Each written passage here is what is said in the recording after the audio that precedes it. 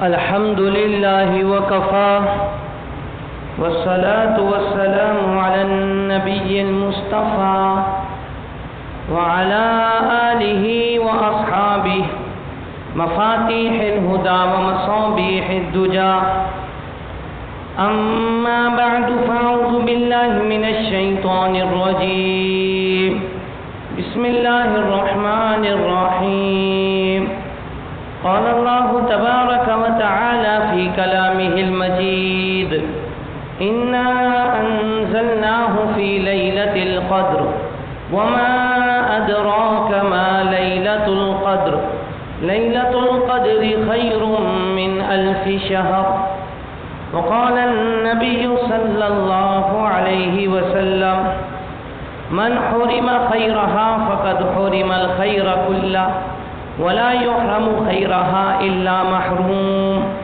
صدق الله العظيم وصدق رسوله النبي الأمي الكريم ونحن على ذلك لمن الشاهدين والشاكرين والحمد لله رب العالمين اللهم صل وسلم على سيدنا محمد في أول كلامنا اللهم صل وسلم على سيدنا محمد في أوسط كلامنا اللهم صل وسلم على سيدنا محمد في آخر كلامنا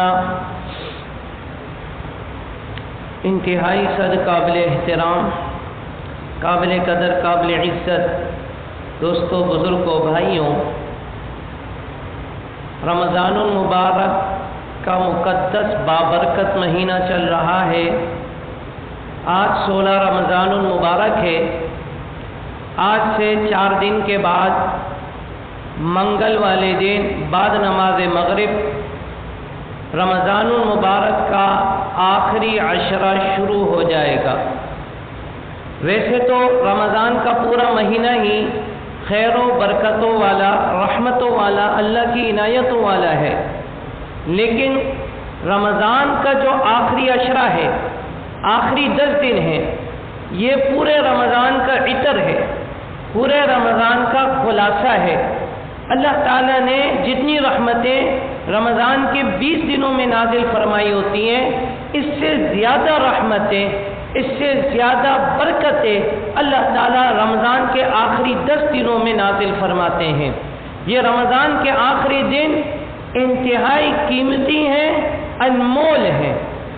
اللہ تبارک و تعالیٰ کے کرم کی انتہا، اللہ تبارک و تعالیٰ کی رحمتوں کی انتہا، اللہ تبارک و تعالیٰ کی عنایتوں کی انتہا، اللہ تبارک و تعالیٰ کی مغفرتوں کی انتہا یہ رمضان کے آخری 10 دنوں میں ہوتی ہے۔ حدیث پاک میں آخری 10 دنوں کو اتقم من النار فرمایا ہے کہ یہ جہنم سے خلاصی کے پروانے لے کر آئے ہیں۔ نبی کریم صلی اللہ علیہ وسلم ان آخری 10 دنوں کی بہت قدر فرماتے تھے۔ حدیث میں آتا ہے کہ کان النبی صلی اللہ علیہ وسلم یجتہد فی العشر الاواخر من رمضان ما لا یجتہد فی غیرہا۔ نبی کریم صلی اللہ علیہ وسلم رمضان کے ان آخری 10 دنوں میں عبادت میں اتنی کوشش کرتے، اتنی محنت کرتے کہ ان 10 دنوں کے علاوہ پورے سال عبادت میں اتنی محنت اور کوشش نہیں فرماتے تھے۔ اور حضرت عائشہ رضی اللہ تعالیٰ عنہ کی حدیث ہے کان النبی صلی اللہ علیہ وسلم اذا دخل العشر، کہ جب یہ آخری 10 دن شروع ہوتے شد میزرہ ہو تو آپ عبادت کے لیے اپنی تیبن کس لیتے، وَأَحْيَا لَيْلَهُ، اور آخری 10 دنوں کی راتوں کو عبادت میں جاگ کر گزارتے، وَأَيْقَظَ أَهْلَهُ، اپنے گھر والیوں کو بھی جگایا کرتے، جس زوجہ کے پاس ہوتے تھے ان کو بھی آپ جگایا کرتے، جو آپ کے گھر میں رہا کرتے تھے ان کو بھی جگایا کرتے تھے۔ یہ آخری 10 راتیں، آخری 10 دن اتنے قیمتی اور انمول ہیں۔ تو میرے بھائیوں، دوستوں، یہ آخری عشرہ عنقریب شروع ہونے والا ہے۔ اس آخری عشرے کی ایک بڑی مزید فضیلت یہ ہے کہ اللہ تبارک و تعالی نے جو اس امت محمدیہ علی صاحبہ الصلاۃ والسلام کو لیلۃ القدر کا انعام دیا ہے، لیلۃ القدر کا تحفہ دیا ہے، وہ بھی آخری عشرے کی راتوں میں ہے۔ لیلۃ القدر پہلے سمجھے اس کا مطلب کیا ہے۔ قدر کا ایک معنی آتا ہے تعظیم، عظمت۔ یہ رات اتنی عظمت والی ہے کہ اس کا نام ہی لیلۃ القدر پڑ گیا، اور اس رات میں جو عبادت کرتا ہے، اللہ تعالیٰ کو مناتا ہے، وہ بھی آسمانوں میں قدر و منزلت والا ہو جاتا ہے، اس لیے اس کو لیلۃ القدر کہتے ہیں۔ قدر کا ایک معنی آتا ہے تنگ ہونا۔ اس رات اتنے فرشتے اترتے ہیں، اتنے فرشتے اترتے ہیں کہ زمین پر فرشتے ہی فرشتے ہوتے ہیں اور جگہ تنگ ہو جاتی ہے، اس لیے اس کو لیلۃ القدر کہتے ہیں۔ وہ رات جس میں فرشتوں کی اترنے کی وجہ سے جگہ تنگ ہو گئی ہو۔ بہرحال یہ بڑی عظیم الشان رات ہے۔ اگر کہا جائے تمام راتوں کی سردار ہے تو مبالغہ نہیں، اگر کہا جائے سب سے افضل اور سب سے اعلیٰ رات ہے تو یہ بھی مبالغہ نہیں ہے، یہ رات ہی اتنی عظیم ہے۔ لیلۃ القدر کا انعام اور تحفہ امت محمدیہ کو کیوں ملا؟ اس کے سبب میں مختلف روایتیں ہیں۔ ایک روایت یہ ہے، نبی کریم صلی اللہ علیہ وسلم نے بنی اسرائیل کے ایک شخص کا ذکر کیا، 1000 سال تک اللہ کے راستے میں جہاد کرتا رہا، صحابہ کو بڑا تعجب ہوا۔ ایک روایت یہ ہے، نبی کریم صلی اللہ علیہ وسلم نے 4 پیغمبر کا ذکر کیا، حضرت ایوب علیہ السلام، حضرت زکریا علیہ السلام، حضرت حزقیل علیہ السلام، حضرت یوشع علیہ السلام، کہ ان چاروں پیغمبروں نے 80 سال تک اللہ کی ایسے عبادت کی کہ پلک جھپکتے ہوئے آپ کی نافرمانی نہیں کی۔ صحابہ کرام کو بڑا تعجب ہوا، بڑی حسرت ہوئی، تو اس پر اللہ تعالیٰ نے لیلۃ القدر کا انعام دیا۔ ایک روایت یہ ہے کہ نبی کریم صلی اللہ تعالیٰ علیہ وآلہ وسلم نے جب گزشتہ امت کی عمریں دیکھی اور اپنی امت کی عمر دیکھی تو اللہ کے لاڈلے نبی کو رنج ہوا کہ مجھ سے جو پہلی امتیں گزری ہیں ان کی تو عمریں اتنی بڑی بڑی تھیں، انہوں نے تو اللہ تعالیٰ کی اتنے برس عبادت کی، میری امت تو اپنی عمر چھوٹا ہونے کی وجہ سے، کم ہونے کی وجہ سے ان کی برابری نہیں کر سکے گی۔ اللہ کے نبی کو رنج کس بات پر ہوا، دکھ کس بات پر ہوا؟ اس بات پر نہیں ہوا کہ میری امت بڑی بڑی بلڈنگیں کیوں نہیں بنائے گی، میری امت جو ہے سرمایہ دار کیوں نہیں بنے گی، میری امت جو ہے ٹھیکیدار کیوں نہیں بنے گی۔ تعجب اس پر ہوا، رنج اس پر ہوا، غم اس پر ہوا کہ میری امت عبادت میں پیچھے رہ جائے گی جو ہمارا مقصد حیات ہے۔ تو اللہ کے پیارے نبی کو جب رنج ہوا، اللہ تبارک و تعالی نے اپنے نبی کے رنج کو دور کرنے کے لیے جبرائیل علیہ السلام کو سورۃ القدر لے کر بھیج دیا، جائیے آپ میرے نبی کو یہ تحفہ دے دیں، آپ کی امت ایک رات لیلۃ القدر کی اگر عبادت کر جائے خیر من الف شہر، یہ 1000 مہینوں سے بھی بہت بہتر ہے۔ تو بہرحال آخری عشرے کی ایک خاص فضیلت یہ ہے کہ لیلۃ القدر آخری عشرے کی راتوں میں ہے۔ اللہ تعالیٰ نے اس رات کی عظمت بیان کرنے کے لیے، اس رات کی اہمیت بیان کرنے کے لیے پوری سورت قرآن کی نازل فرمائی۔ فرمایا انا انزلناہ فی لیلۃ القدر، کہ یقیناً ہم نے اس قرآن کو لیلۃ القدر میں نازل کیا۔ گویا قرآن جیسی عظیم کتاب، قرآن جیسی اللہ کی محبوب کتاب جب اس کے نازل کرنے کا وقت آیا، لوح محفوظ سے آسمانی دنیا تک یہ ایک بار نازل ہوئی، لوح محفوظ سے آسمانی دنیا تک ایک بار نازل ہوئی۔ تو یہ جب نازل کرنے کا وقت آیا، اللہ نے جس رات کا انتخاب کیا وہ رات لیلۃ القدر ہے۔ فرمایا یہ اتنی عظیم اور اتنی مرتبت والی رات ہے کہ قرآن جیسی عظیم، قرآن جیسی رفعت والی، قرآن جیسی اللہ کی محبوب کتاب بھی اس رات میں نازل ہوئی۔ آگے اللہ نے فرمایا وما ادراک ما لیلۃ القدر، تم انسان اپنی محدود عقل اور سوچ کے اعتبار سے لیلۃ القدر کی عظمتیں سمجھ ہی نہیں سکتے ہو۔ تمہیں کیا معلوم لیلۃ القدر کیا ہے؟ تمہاری گنتی محدود ہے، تمہاری سوچ محدود ہے، تم اپنی محدود سوچ اور گنتی اس کو جتنا آگے بڑھا لو لیلۃ القدر کی عظمتیں، لیلۃ القدر کی بلندیاں، لیلۃ القدر کی رفتیں تمہاری ذہن میں آ ہی نہیں سکتی۔ چلو ہم تمہیں کچھ حساب لگا کر تمہاری محدود سوچ کے اعتبار سے سمجھاتے ہیں۔ فرمایا لیلۃ القدر کہ یہ لیلۃ القدر خیر من الف شہر، 1000 مہینوں سے بہت بہتر ہے۔ 1000 مہینے 83 سال 4 ماہ کے بنتے ہیں، ایک رات 83 سال 4 ماہ سے بہت بہتر ہے۔ یہ نہیں فرمایا 1000 مہینوں کے برابر ہے۔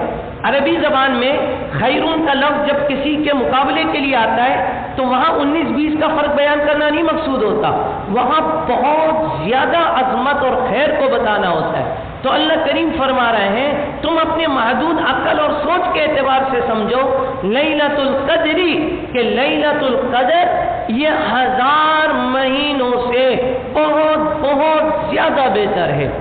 اس رات میں کیا ہوتا ہے؟ اللہ نے فرمایا تنزل الملائکۃ والروح فیہا، اس رات میں فرشتے اور جبریل امین علیہ السلام اترتے ہیں۔ امام راضی رحمہ اللہ فرماتے ہیں فرشتوں کو اتارنے کی ایک وجہ یہ بھی ہے کہ جب انسان کو اللہ تعالیٰ نائب اور خلیفہ بنا رہے تھے تو فرشتوں نے ایک اشکال اٹھایا تھا، اتجعل فیہا من یفسد فیہا ویسفک الدماء، کیا آپ ایسی مخلوق کو زمین میں اپنا نائب اور خلیفہ بنا رہے ہیں جو زمین میں فساد مچائے گی، خون ریزی کرے گی؟ اللہ کریم نے فرمایا کہ میں جانتا ہوں تم نہیں جانتے۔ بہرحال اب اللہ تعالیٰ فرشتوں کو اتارتے ہیں کہ دیکھو جس مخلوق کے بارے میں تم کہتے تھے زمین میں فساد مچائے گی، جس مخلوق کے بارے میں تم کہتے تھے زمین میں خون ریزی کرے گی، آج دیکھو میرے سامنے آنسو بہا رہی ہے۔ آج وہی مخلوق ہے قرآن کی تلاوت میں مشغول ہے، آج وہی مخلوق ہے ذکر و اذکار کے ذریعے مجھے منا رہی ہے۔ میں نہیں کہتا تھا میں جانتا ہوں تم نہیں جانتے۔ تو فرشتوں کو اتارنے کی ایک وجہ یہ ہے، امام راضی رحمہ اللہ فرماتے ہیں انسان کا مقام اور انسان کی عبدیت ان کے سامنے ظاہر کرنا مقصود ہے۔ حدیث پاک میں یہ جو فرشتے اترتے ہیں ان کا کام یہ ہے یصلون علی کل عبد قائم او قاعد یذکر اللہ عز وجل، یہ ہر اس بندے کے لیے جو کھڑے ہو کر بیٹھ کر اللہ کا ذکر کر رہا ہو رحمت کی دعائیں شروع کر دیتے ہیں۔ ایک تفصیلی حدیث ہے، نبی کریم صلی اللہ علیہ وسلم نے فرمایا جب لیلۃ القدر ہوتی ہے اللہ تبارک و تعالی جبریل امین کو حکم دیتے ہیں کہ زمین پر جائیں۔ جبریل امین علیہ السلام فرشتوں کے جھتوں کے جتھے لے کر زمین پر آتے ہیں اور ان کے ہاتھ میں سبز جھنڈا ہوتا ہے جو کہ کعبہ شریف پر گاڑ دیتے ہیں۔ پھر جبریل علیہ السلام فرشتے پھیل جاتے ہیں۔ جبریل علیہ السلام فرشتوں کو ترغیب دیتے ہیں کہ جو بھی اللہ کا بندہ ذکر میں ہو، نماز پڑھ رہا ہو، بیٹھا ہوا ہو، کھڑا ہوا ہو، اس کو سلام کرے، ان سے مصافحہ کرے۔ جبریل امین علیہ السلام کے 100 پر ہیں اور ان 100 پروں میں سے 2 پر اللہ نے ایسے ان کو دیے ہیں جو صرف لیلۃ القدر کو کھولتے ہیں۔ جیسے ہی وہ 2 پر لیلۃ القدر کو کھولتے ہیں تو مشرق سے مغرب سارا جو فاصلہ ہے وہ ڈھب جاتا ہے۔ تو اس طرح جبریل امین علیہ السلام فرشتے اتر کر اللہ کے نیک بندوں کی دعاؤں پر آمین کہتے ہیں، ان کے لیے دعائیں کرتے ہیں، سلام کرتے ہیں، مصافحہ کرتے ہیں۔ جب یہ رات ختم ہو جاتی ہے، صبح سورج طلوع ہوتا ہے تو جبریل امین علیہ السلام فرشتوں کی جماعت سے کہتے ہیں الرحیل الرحیل، چلو بھائی کوچ کرنے کا وقت آ گیا، چلو۔ فرشتے کہتے ہیں یہ تو بتائیں امت محمدیہ علی صاحبہ الصلاۃ والسلام کہ مسلمانوں کی ضروریات کا کیا ہوا؟ فرمایا اللہ نے نظر کرم ڈالی، مغفرت فرما دی۔ 4 قسم کے لوگ محروم رہے، مدمن خمر، شراب کا عادی تو شراب بھی تھا، اس نے شراب نہ چھوڑی۔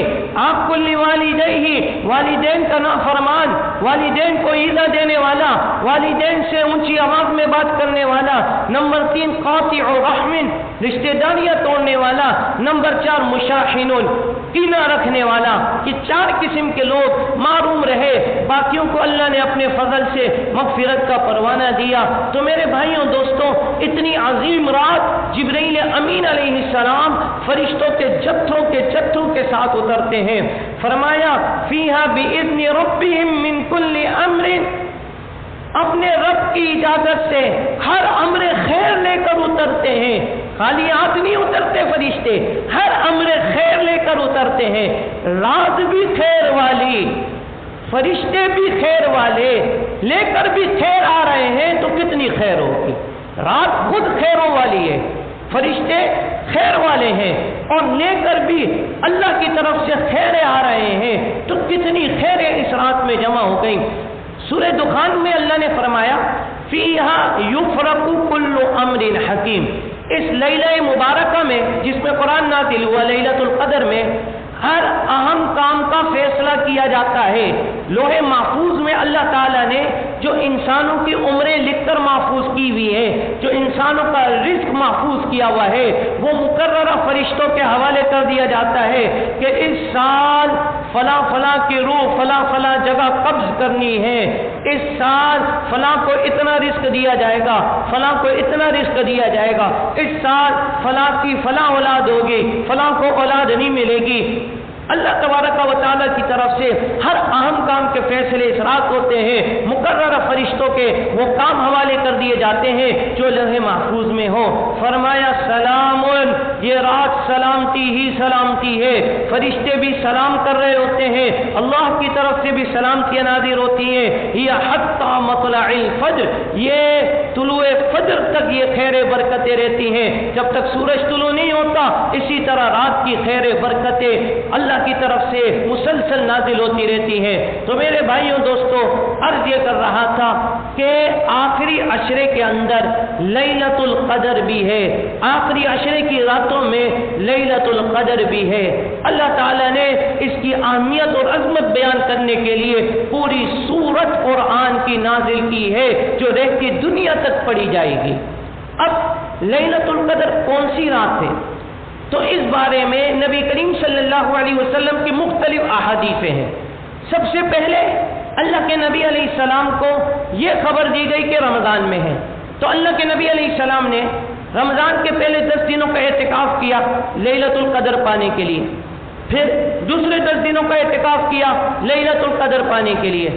پھر نبی کریم صلی اللہ علیہ وسلم نے جب دوسرے 10 دن گزر گئے، دیکھا بعض صحابہ سامان لے کر واپس جا رہے ہیں تو ترکی خیمے سے سر باہر نکالا اور فرمایا کہ میں نے پہلے 20 دنوں کا اعتکاف کیا تھا لیلۃ القدر پانے کے لیے، مجھے خبر دی گئی ہے یہ آخری عشرے میں ہیں، جو میرے ساتھ اعتکاف کر رہے ہیں وہ آخری عشرے کا بھی اعتکاف کریں. یہ رات مجھے دکھلائی گئی تھی، بھلا دی گئی، میں نے دیکھا اس رات کی صبح میں کیچڑ پہ سجدہ کر رہا ہوں. صحابی فرماتے ہیں کہ 21 کی رات تھی اور تیز بارش ہوئی، جو چھپڑا تھا مسجد کا وہ ٹپکا اور زمین پر کیچڑ بن گئی. اللہ کے نبی صلی اللہ علیہ وسلم نے اسی پر سجدہ کیا.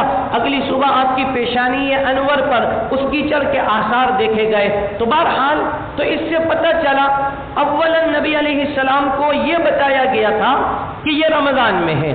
پھر حضرت عبادہ کی حدیث سے پتہ چلتا ہے کہ لیلۃ القدر کی معین تاریخ کی اللہ کے رسول کو خبر دے دی گئی. آپ کی امت کے لیے خوشخبری کہ لیلۃ القدر کے لیے انہیں زیادہ مشقت نہیں کرنی، ایک معین تاریخ ہم بتا دیتے ہیں، یہی لیلۃ القدر ہے.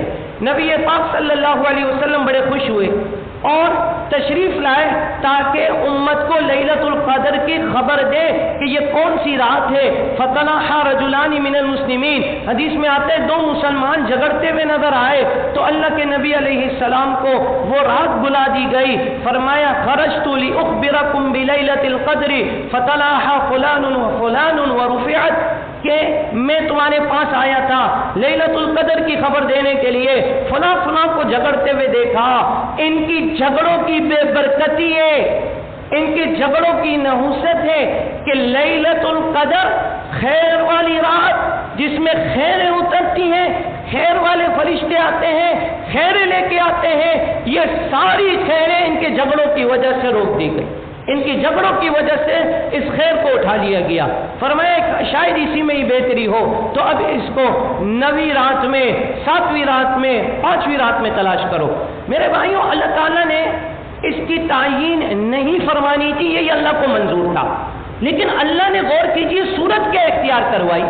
کہ پہلے اپنے محبوب علی نبینا علیہ الصلوۃ والسلام کو خبر دی کہ بھائی یہ فلاں رات ہے، پھر دو مسلمانوں کا جھگڑا سامنے کروایا، ان کے جھگڑوں کی بے برکتی امت کو بتانے کے لیے کہ تمہارے جھگڑے اتنے بے برکتیوں کا باعث ہے، تمہارے جھگڑے اتنے فساد کا باعث ہے کہ اس سے آسمان سے اترنے والی خیریں روک دی جاتی ہیں، تو اپنی زندگیوں میں جھگڑوں کے مزاج کو ختم کرو۔ آج افسوس سے یہ کہنا پڑتا ہے جھگڑے گھر گھر عام ہو گئے، گھر کے اندر شوہر بیوی کا جھگڑا ہے، ساس بہو کا جھگڑا، دیورانی جیٹھانی کا جھگڑا، بھائی کا بھائی سے جھگڑا، پڑوسی کا پڑوسی سے جھگڑا، دکاندار کا ملازم سے جھگڑا، ملازم کا دکاندار سے جھگڑا، ایک گاہک کا جی مالک سے جھگڑا، مالک کا گاہک سے جھگڑا۔ جھگڑے بھی کیسے؟ ماں بہنوں کی گالیاں زبان پر، جھگڑے بھی کیسے؟ حسد اور بغض سینے کے اندر، جھگڑے بھی ایسے ظلم اور بربریت کی تاریخ رقم کر دی جاتی ہے، مار مار کے اس کو اتنا مارا جاتا ہے کہ وہ سانس لینے کے قابل نہیں رہتا۔ امت مسلمہ جب آپس میں جھگڑتی رہے گی تو کافر وہی کریں گے جو مسجد اقصی میں کر رہا ہے۔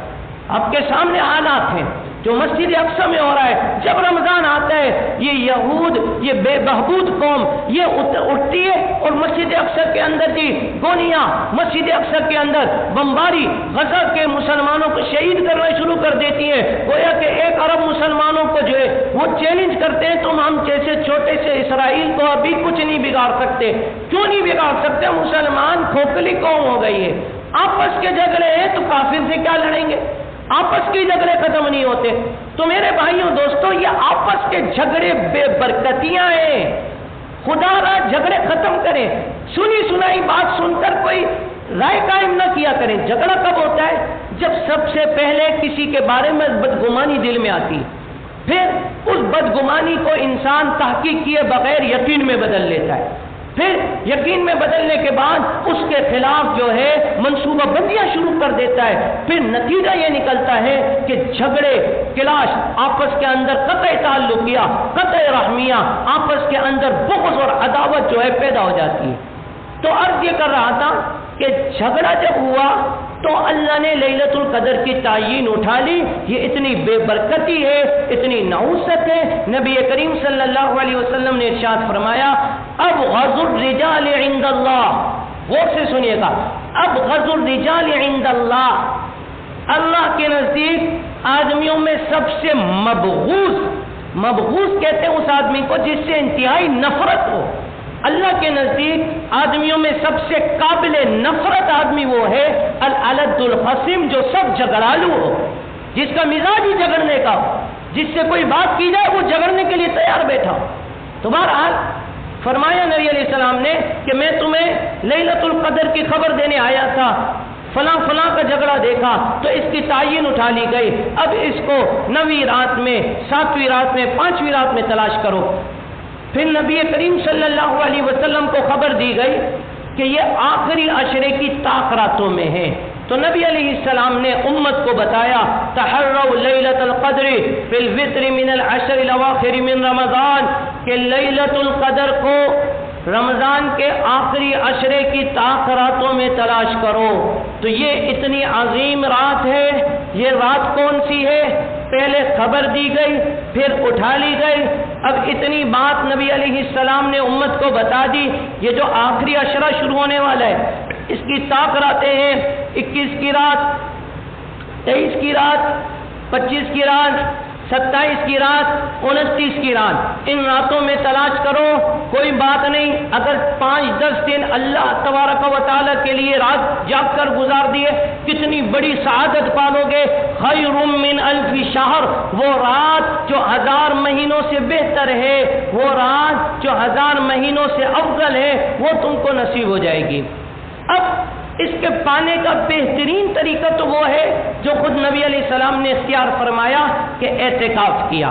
اور جب نبی علیہ السلام کو اس کی خبر دی گئی یہ آخری عشرے میں ہے تو حضرت عائشہ فرماتی ہیں پوری زندگی نبی علیہ السلام رمضان کے آخری عشرے کا اعتکاف کرتے رہے تاکہ یہ لیلۃ القدر یہ نصیب ہو جائے. اور اعتکاف میں انسان سو بھی رہا ہو اللہ کا مہمان ہے, اعتکاف میں انسان آرام بھی کر رہا ہو اللہ کی رحمتوں میں ہے, لیلۃ القدر پا ہی لیتا ہے.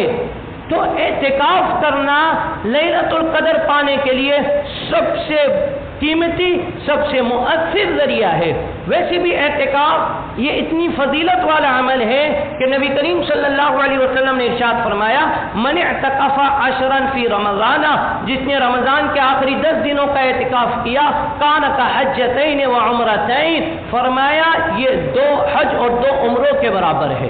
یہ اعتکاف رمضان کے آخری عشرے کا 2 حج اور 2 عمروں کے برابر ہے. اور ایک حدیث میں آیا من اعتکاف یوما ابتغاء وجہ اللہ, جو ایک دن کا اعتکاف اللہ کی رضا کے لیے کرتا ہے اللہ اس کے اور جہنم کے درمیان 3 خندقوں کا فاصلہ کر دیتے ہیں. ایک خندق اتنی بڑی ہے جو آسمان و زمین کی مسافت کا فاصلہ ہے وہ اس کا فاصلہ ہے. تو کتنی فضیلت والا عمل ہے. اعتکاف کے لیے سب سے بہترین جگہ مسجد حرام ہے, اس کے بعد مسجد نبوی ہے, اس کے بعد مسجد اقصی ہے, پھر اس کے بعد جو جامع مسجد ہے جہاں جمعہ ہوتا ہے وہ ہے, پھر اس کے بعد جو محلے کی مسجد ہے جہاں 5 وقت نماز ہوتی ہے وہ جگہ ہے. تو انسان ان میں سے کسی جگہ بھی اعتکاف بیٹھ سکتا ہے. بہتر یہ محلے کی مسجد میں جہاں 5 وقت نماز ہوتی ہے جمعہ ہوتا ہے وہاں اعتکاف کرے تاکہ جمعے کے لیے اس کو نکلنا نہ پڑے. اعتکاف کی حالت میں انسان صرف طبعی اور شرعی ضروریات کے لیے نکل سکتا ہے, باقی کسی صورت میں بھی اگر وہ بھولے سے بھی مسجد کے حدود سے نکل جائے گا تو اس کا اعتکاف ٹوٹ جائے گا. تو یہ اعتکاف ایک ایسا عمل ہے کہ جو لیلۃ القدر کے پانا یقینی بنا دیتا ہے. اور اعتکاف والا اللہ کی اتنی رحمتوں میں ہوتا ہے کہ گویا اللہ کے در پہ آ کر یہ بیٹھ چکا. حضرت حافظ ابن قیم رحمۃ اللہ علیہ فرماتے ہیں کہ میں ایک دفعہ گزر رہا تھا, میں نے دیکھا کہ ایک ماں نا اپنے بچے کو مار رہی ہے, خوب مار رہی ہے, ناراض ہے, پھر مار مار کے اس نے گھر سے باہر نکال دیا. اب بچہ گھر سے باہر نکلا, تھوڑی دور گیا, پھر واپس آ کر اپنی ماں کے گھر کے دروازے کی دہلیز پر لیٹ گیا, وہیں سو گیا. کچھ دیر بعد ماں کا غصہ ٹھنڈا ہوا, ممتا اس کی جاگ اٹھی, پتہ نہیں بچہ کس حال میں ہوگا. دروازہ کھولا, اس کو اپنی دہلیز پر پڑا ہوا دیکھا تو اس نے اس کو اٹھایا, سینے سے لگا لیا, اپنے گھر کے اندر بلا لیا.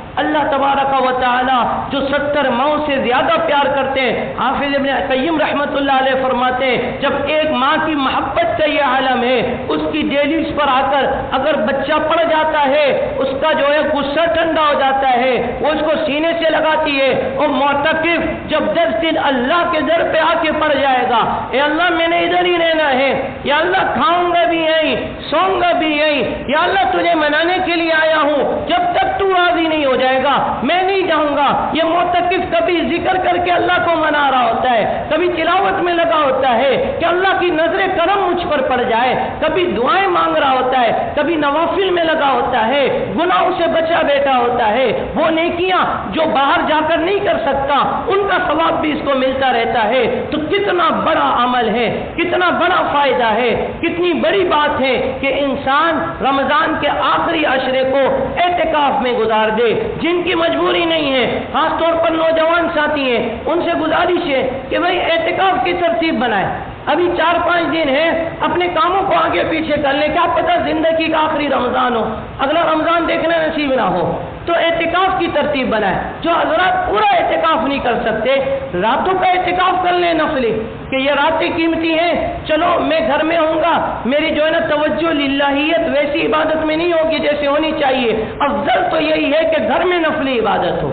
لیکن آج کل گھروں کے ماحول کے اندر خشوع خضوع نصیب نہیں ہو پاتا, تو فرمایا کہ آخری عشرے کی جو ہے راتوں کے اندر معتکف ہو جائے, انسان معتکف ہو جائے, آخری عشرے کی رات میں نفلی اعتکاف سے بیٹھ جائے, سحری تک اللہ کے گھر میں رہے, اللہ کو یاد کرتا رہے, مناتا رہے. کیا پتہ کوئی رات لیلۃ القدر ہو, یہ بھی اعتکاف میں ہونے کی وجہ سے لیلۃ القدر پالے. تو ان چیزوں کا اہتمام کرنا ہے. اب آخر میں وہ چیزیں میں ذکر کرتا ہوں جو آخری عشرے میں ہم نے نہیں کرنی، جن سے بہت زیادہ بچنا ہے۔ آج امت محمد کی بدنصیبی ہے کہ وہ اس آخری عشرے کو جو انتہائی انمول ہے، قیمتی ہے، اللہ کی رحمتوں اور عنایتوں کا یہ مرکز ہے، اس میں بھی امت محمدیہ فضولیات میں لگی نظر آتی ہے۔ پہلا کام جس سے ہم نے خاص طور پر آخری عشرے میں بچنا ہے وہ ہے بازار جانا۔ بازار جانا آج افسوس سے کہنا پڑتا ہے، جتنا آخری عشرے میں امت محمدیہ شاپنگ کرتی ہے پورا مہینہ نہیں کرتی۔ آخری عشرے کے اندر سڑکوں پر ٹریفک تک جام ہو جاتے ہیں کہ بازاروں میں اتنا رش لگا ہوا ہے۔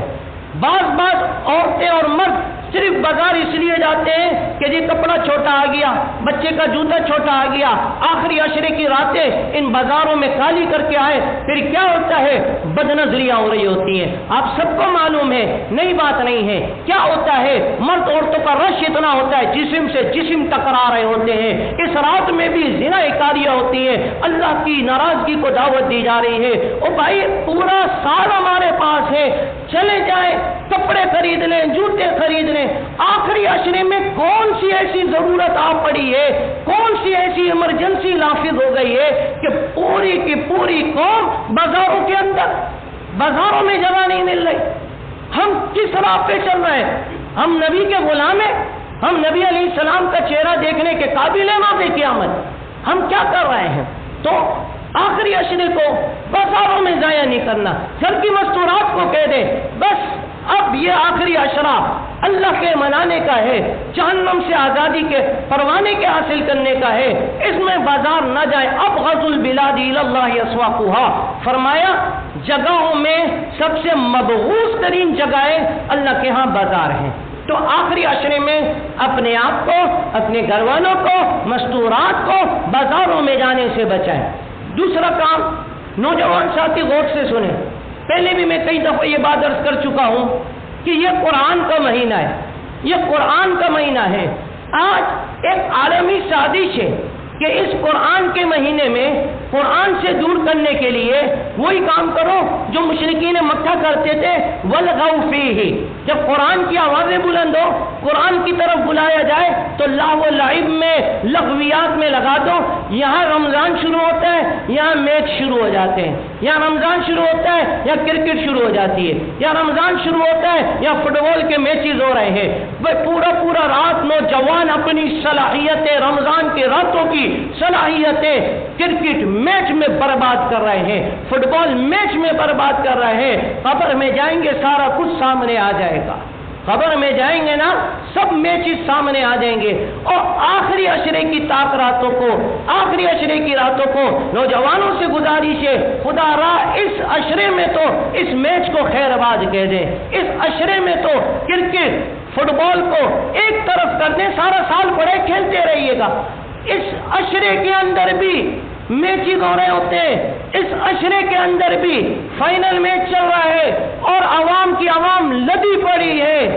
ادھر فرشتے اتر رہے ہیں کہ اللہ تجھے یاد کون کر رہا ہے، ہم اس کو سلام کریں، ہم ان سے مصافحہ کریں، اور یہاں کرکٹ میچوں سے میدان آباد ہے، کرکٹ میچوں سے جو ہے لوگ لدے پڑے ہیں۔ خدا را اس آخری عشرے سے یہ ظلم نہ کریں، اس کو میچوں کے اندر لہو و لعب میں، لغویات میں برباد نہ کریں۔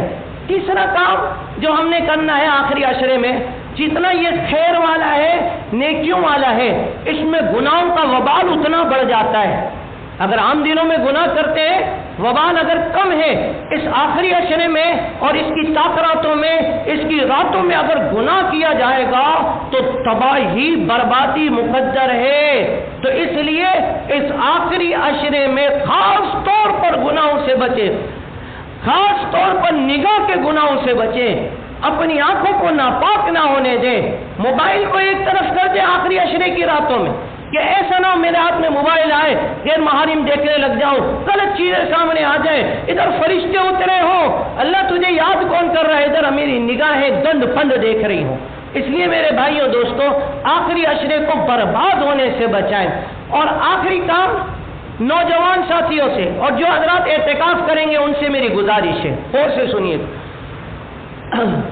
اعتکاف اس لیے کیا جاتا ہے کہ ناراض رب کو راضی کر لیا جائے، کہ اللہ تبارک و تعالی ناراض ہے، اللہ تبارک و تعالی کی طرف سے سخت فیصلے آ رہے ہیں، یہ فیصلے آنے بند ہو جائیں۔ ایسا نہ ہو نوجوان ساتھیوں، اگر ہم اعتکاف کے لیے مسجد میں بیٹھے اینڈرائڈ موبائل بھی لے کے آ رہے ہیں، ایسے واقعات سننے کو مل رہے ہیں، ایسے واقعات دیکھنے کو مل رہے ہیں کہ دل دہل جاتے ہیں۔ اعتکاف کی حالت میں مسجد میں کونے میں بیٹھ کر میچ دیکھا جا رہا ہے موبائل پر، اعتکاف کی حالت میں مسجد میں بیٹھ کر اس سے بڑا ظلم غیر محارم سے گفتگو ہو رہی ہے، غیر محارم سے یاریاں لگ رہی ہے، کہاں مسجد میں، کہاں آخری عشرے میں، کس حالت میں؟ اعتکاف کی حالت میں۔ اور کیا ہوتا ہے؟ نوجوان ٹولیاں بنا کر چیخیں لگا رہے ہیں، گپ شپیں لگا رہے ہیں، ہنسی مذاق ہو رہا ہے۔ یاد رکھیں، اگر میرے گھر کوئی آتا ہے، میرے گھر کی بے ادبی کرتا ہے، میں اگلی دفعہ نہیں بلاتا، اس کو نکال دیتا ہوں۔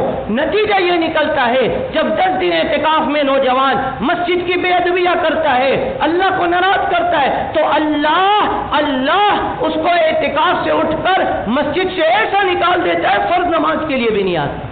تو میرے بھائیوں دوستوں، عرض یہ کر رہا تھا، اعتکاف میں بیٹھے، محبت کے ساتھ بیٹھے، یہ بڑی عبادت ہے۔ نبی علیہ السلام ہر سال رمضان کے آخری عشرے کا اعتکاف کرتے تھے، لیکن ہاتھ جوڑ کر گزارش یہ ہے، گپ شپ کا ماحول نہیں بنائے۔ ہاتھ جوڑ کر گزارش یہ ہے، موبائل فون ساتھ نہ لائیں۔ ہاتھ جوڑ کر گزارش یہ ہے، اعتکاف برباد نہ کریں۔ ہاتھ جوڑ کر گزارش یہ ہے، مسجد کی بے حرمتی نہ کریں۔ آسمان والا رب اگر ناراض ہوا، واپس اپنے گھر نہیں بلائے گا۔ اللہ تعالیٰ سے دعا ہے کہ جو بات کہی گئی، سنی گئی، ہم سب کو عمل کی توفیق عطا فرمائے۔ آخری عشرہ انشاءاللہ یہ 4 دنوں کے بعد بروز منگل بعد نماز مغرب شروع ہو جائے گا، تو اعتکاف کے لیے جو حضرات بیٹھنا چاہتے ہیں یہاں ہماری مسجد میں، یہاں رات کو الحمدللہ سحری تک اعمال کی ترتیب ہوتی ہے، تو وہ نام لکھوا دے۔ شرط یہ ہوگی کہ موبائل فون لانے کی اجازت نہیں ہے، موبائل فون لانے کی اجازت نہیں ہے۔